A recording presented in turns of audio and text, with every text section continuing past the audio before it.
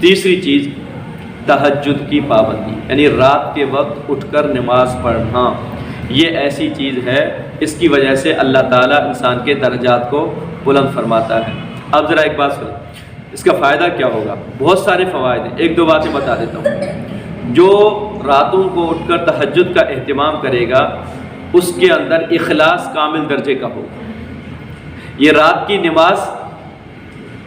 نماز اس کو پتہ ہے اور اس کے رب کو پتہ ہے، یہ لوگوں کو دکھلانے کے لیے نہیں ہے۔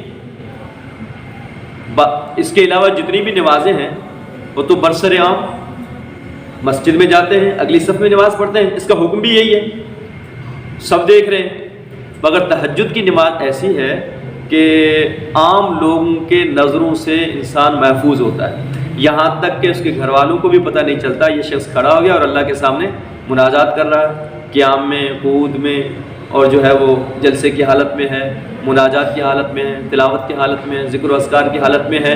یہ تہجد کی نماز پڑھتا ہے کسی کو دکھانے کے لیے نہیں، اپنے رب کو راضی کرنے کے لیے۔ اس کی وجہ سے اللہ تعالیٰ اس کے دل کے اندر کامل اخلاص پیدا کر دیتے ہیں۔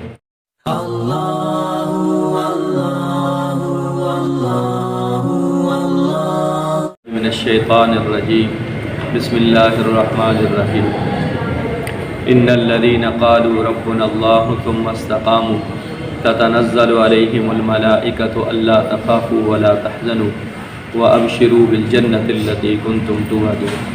وقال عليه الصلاة والسلام انما الاعمال بالنيات وانما لامرئ ما نوى فمن كانت هجرته الى الله ورسوله فهجرته الى الله ورسوله ومن كانت هجرته الى دنيا يصيبها او امرأة يتزوجها فهجرته إلى ما هاجر إليه۔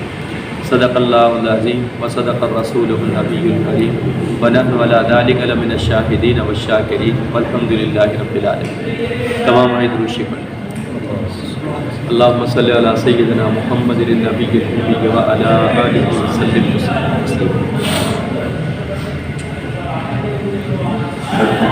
عزیز طلبہ کرام، آج کی اس نشست میں بدھ کی نشست جو ہر ہفتے کو یہاں پر منعقد ہوتی ہے، چند باتیں بطور نصیحت کی آپ حضرات کے سامنے پیش کی جائیں گی۔ اللہ تعالیٰ سے دعا ہے کہ اللہ تعالیٰ مجھے، آپ کو، تمام سننے والوں کو اس کے اوپر عمل کرنے کی توفیق عطا فرمائے۔ تین چیزیں ایسی ہیں جو انسان کے درجات کو بلند کرنے والی ہیں، اللہ کے ہاں اس کا مقام بن جاتا ہے، اللہ کے ہاں اس کا درجہ بڑھ جاتا ہے اور وہ اللہ تعالیٰ کے مزید قریب ہو جاتا ہے۔ تین چیزیں۔ پہلی چیز یوں فرمایا کہ سلام کو عام کرنا۔ سلام ایک ایسی چیز ہے، مکمل ایک جامع دعا ہے، جو سلام میں پہل کرتا ہے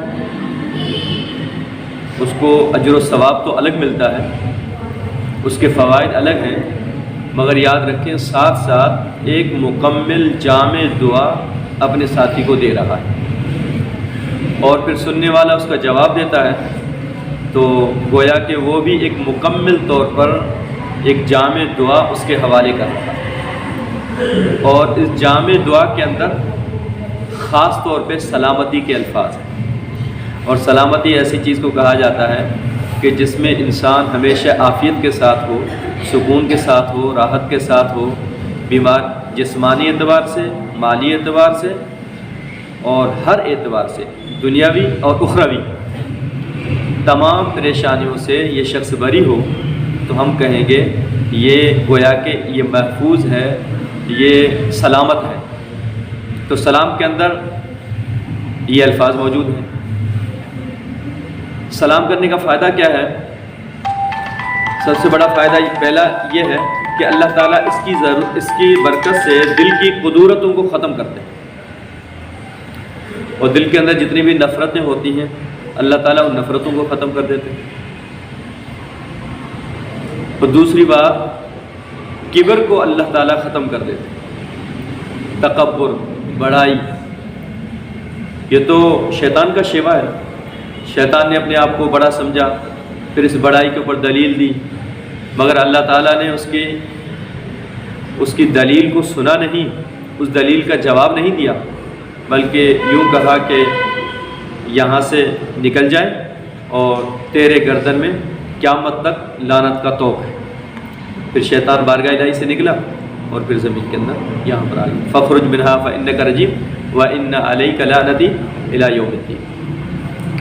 اور تکبر کی وجہ سے بہت ساری برائیاں پیدا ہوتی ہیں، بہت ساری برائیاں تکبر کی وجہ سے پیدا ہوتی ہیں۔ ان برائیوں سے بھی یہ شخص محفوظ ہوگا جو ہمیشہ سلام کا اہتمام کرے گا۔ تو اس سلام کی برکت سے اللہ تعالیٰ انسان کے درجات کو بلند کرتا ہے۔ علماء کرام یوں بھی فرماتے ہیں کہ سلام کثرت کے ساتھ ہو، اس کا تعلق صرف جان پہچان افراد کے ساتھ نہیں ہے، بلکہ جو تعلق والا ہو اس کے ساتھ بھی سلام کرنا چاہیے، اور جو تعلق والا نہ ہو اس کے ساتھ بھی سلام کرنا چاہیے۔ اتنا معلوم ہونا چاہیے کہ یہ مسلمان ہے، ہر دو صورت کے اندر اس کو سلام کرنا چاہیے اور بار بار سلام کرنا چاہیے۔ اس میں یہ ہے کہ آنے والا بیٹھنے والوں کے اوپر سلام کرے، اور چلنے والا کھڑے ہونے والے پر سلام کرے یا بیٹھنے والے کے اوپر سلام کرے، تیز چلنے والا آہستہ چلنے والے کے اوپر سلام کرے، یہ ایک ترتیب ہے۔ اور اگر چلتے چلتے بیچ میں پلر آ جائے، جدا ہو جائے، پھر مل جائیں تو اس وقت بھی سلام کرنی چاہیے، کیونکہ اس میں دعا کے الفاظ ہیں اور یہ دعا کثرت سے ہونی چاہیے۔ سلام کرنے سے اللہ تعالیٰ انسان کے درجات کو بلند کرتا ہے۔ اور دوسری چیز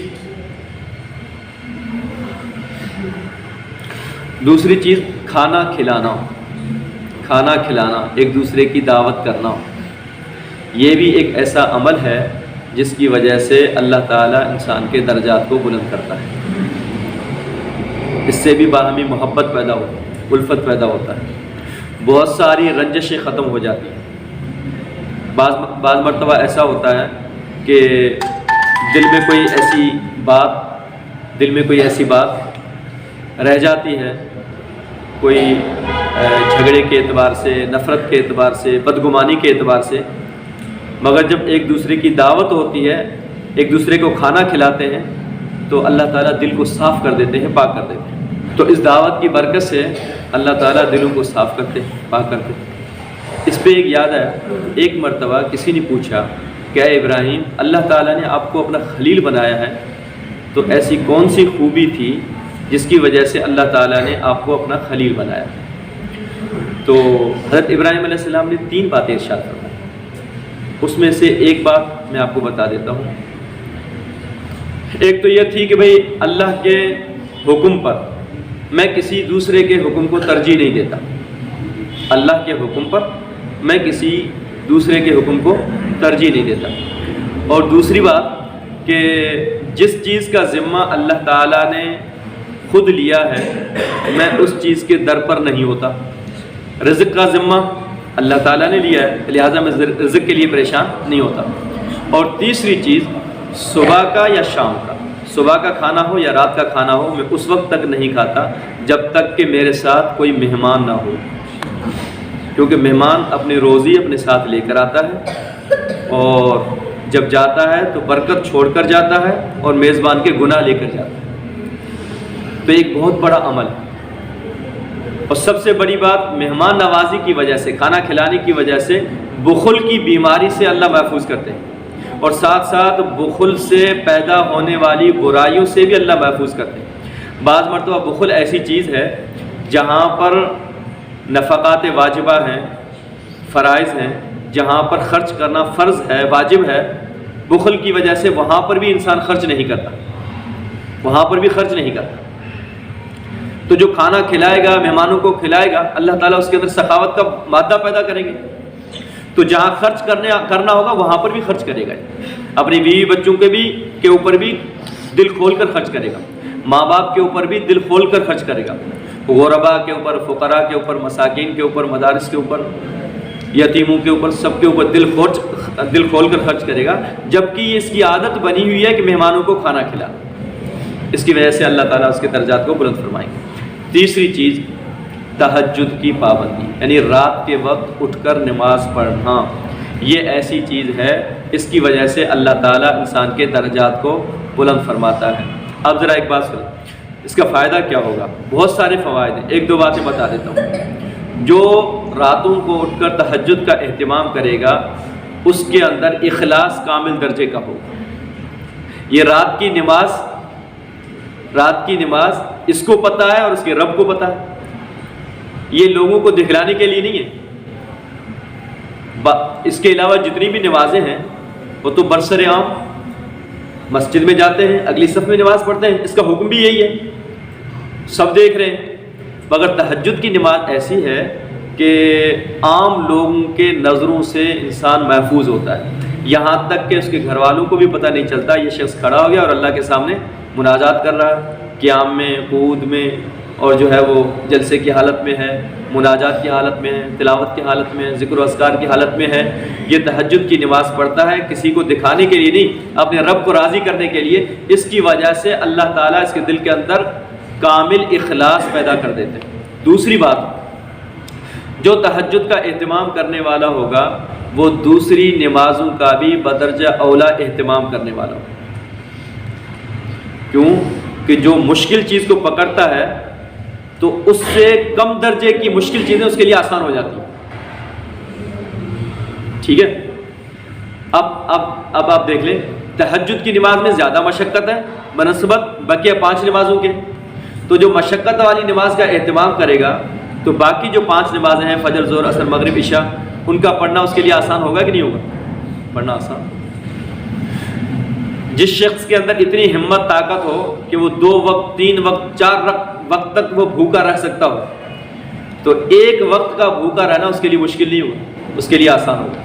تو تہجد کی برکت سے اللہ تعالیٰ دوسری نمازوں پر بھی اس کو پابند رہنے کی توفیق عطا فرمائیں گے، بدرجہ اولا بلکہ ان کی پابندی کرے گا۔ یہ 3 چیزیں آپ اس کا اہتمام کریں، کوشش کریں۔ آپ ابتدائی مرحلے میں ہیں، گویا کہ آپ نرسری ہیں، اور ابھی آپ کے بننے کا زمانہ بھی ہے، بگڑنے کا بھی زمانہ ہے۔ ہمارے اسکول کے ایک ٹیچر تھے، وہ فرمایا کرتے تھے، ماسٹر اختر علی خان صاحب رحمۃ اللہ علیہ، دال قاسمہ کے ہیڈ ماسٹر تھے، وہ فرمایا کرتے تھے 13، 14، 15، 16، 17، 18، 19، یہ 3 والے جو سال ہیں نا، 7، 13، 14، 15، 16، 17، 18، 19، یہ 7 سال ہیں، یہ انسان کے بگڑنے کے بھی ہیں، بننے کے بھی ہیں، اور زندگی کی پوری عمارت ان 7 سالوں کے اوپر قائم۔ تو ابھی اگر عادت ڈالو گے تو ایک زمانہ آئے گا پڑھانے کا، ایک زمانہ آئے گا خطابت کا، ایک زمانہ آئے گا تدریس کا، ایک زمانہ آئے گا ہو سکتا ہے آپ سیاست کے شہ سوار بنو، تو وہاں پر بھی آپ ان چیزوں کی انشاءاللہ پابندی کرو گے۔ حسبی اللہ و نعم الوکیل، نعم المولا و نعم النصیر، حسبی اللہ